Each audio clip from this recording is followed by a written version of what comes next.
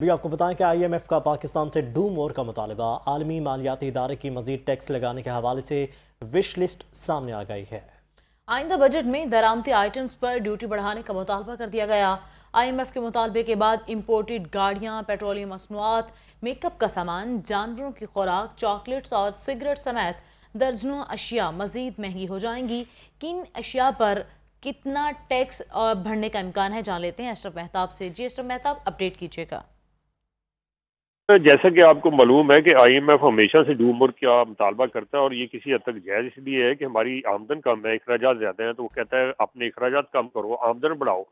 تو حکومت کے پاس آمدن بڑھانے کا ایک ہی طریقہ ہے کہ وہ ٹیکسز لگائے، اور اسی سلسلے میں انہوں نے کہا ہے جی جو آپ کی درآمدی لگژری آئٹم ہے، خاص طور پہ جو مطلب زندگی کی ضروریات عام ہوتی ہیں، جو خوراک ہے، ادویات ہے، اس کے علاوہ جو لگژری آئٹم ہے ان کے اوپر آپ ڈیوٹیز بڑھائیں تاکہ آپ کی آمدن بڑھے۔ تو اسی ضمن میں یہ جو ڈیوٹی اور ٹیکسی تھا، اگر دیکھا جائے تو کاروں کے اوپر پہلے ہی 25% ڈیوٹی ہے، اور ایک عام جو چھوٹی گاڑی ہے، خاص طور پہ 650 سی سی سے 1000 سی سی یا 1300، اور وہ تقریباً 45 لاکھ سے لے کے اور 50 لاکھ تک چلی گئی ہے۔ اب اسی طرح سے اگر دوسری اشیاء کو دیکھیں، میک اپ کا سامان ہے، متعدد بار ٹیکس اس پہ لگا ہے، سگریٹ ہے، اس پہ بہت زیادہ ٹیکس لگ چکے ہیں۔ تو اب مزید جو درآمدی اشیاء ہوں گی، جس میں آپ چاکلیٹ بھی کہہ سکتے ہیں، اور اس کے علاوہ جو آپ کا الیکٹرانک کا سامان ہے، جو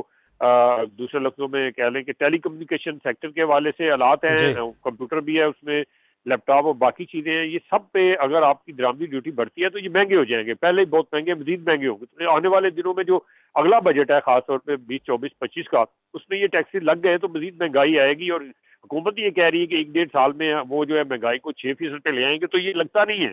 کہ 6% پہ آئے گی۔ اس طرح تو مہنگائی زیادہ ہوگی، اور